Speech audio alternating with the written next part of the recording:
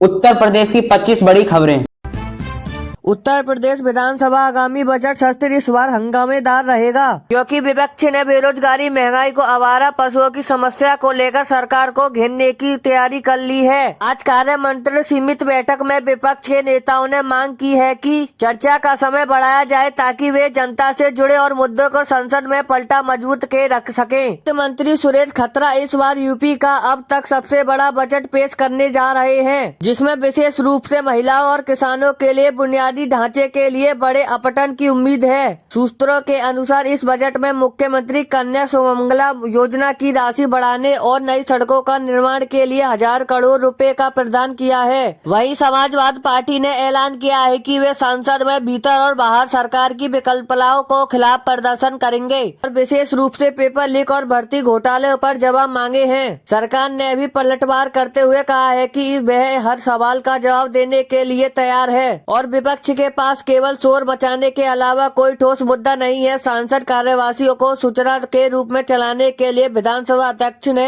सभी दलों के नेताओं को सहयोग की अपील की है, लेकिन राजनीतिक तनाव को देखते हुए शांतिपूर्ण सत्र की उम्मीद कम की नजर की जा रही है। इस सत्र के दौरान सरकार कई महत्वपूर्ण बिल में पेश कर सकती है, जिसमें निजी सुरक्षा एजेंसियों को धार्मिक स्थलों के सौदेकरण के जुड़े कानून शामिल भी हैं। विधानसभा के आसपास सुरक्षा के कड़े इंतजाम कर दिए गए हैं और धारा 144 लागू कर दी गई है ताकि किसी भी विरोध में प्रशासन को नियंत्रण किया जा सके। यह सत्र न केवल आर्थिक रूप से महत्वपूर्ण है बल्कि राजनीति के रूप से भी तय कर दिया गया है। आगामी चुनाव के लिए इस दल का पकड़ भारी रहने वाले है। जनता की नजर भी इस बजट पर टिकी रहने वाली है, क्योंकि यह सीधे तौर पर उसकी जेब और सुविधा को प्रभावित करेगा।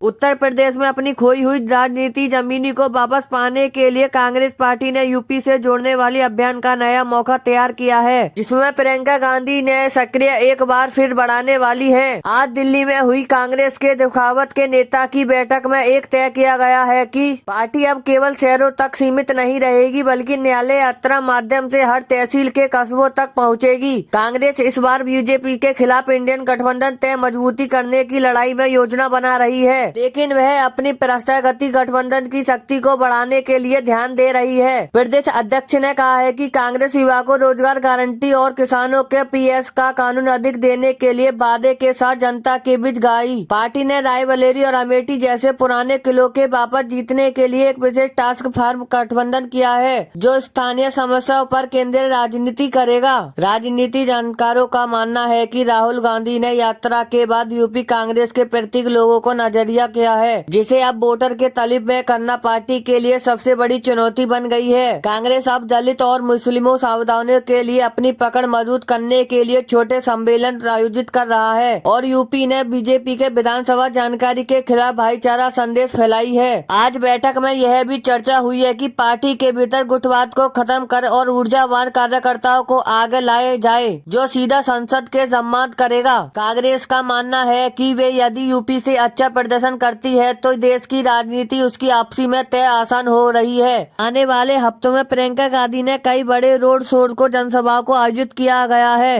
हालांकि सपा के साथ सीटों के बंटवारे को लेकर हाल में ही खींचातानी अभी भी एक बड़ी बाधा बन रही है, जिसे सुलझाने के लिए केंद्रीय स्तर पर बातचीत कर रहे हैं। उत्तर प्रदेश की राजनीति में एक बुलडोजर और माफिया के खिलाफ कार्रवाई हमेशा एक बड़ा मुद्दा रहा है और आज मुख्यमंत्री योगी आदित्यनाथ ने गृह विभाग के साथ बैठक कर टॉप 65 माफिया को नई लिस्ट पर समीक्षा की है। सरकार ने स्पष्ट किया है कि अपराध का अपराधियों के प्रति उसकी जीरो टॉलरेंस की नीति जारी करेगी। आगामी महीना में माफिया के बची हुई अवैध संपत्तियों को जमींदार किया जाएगा।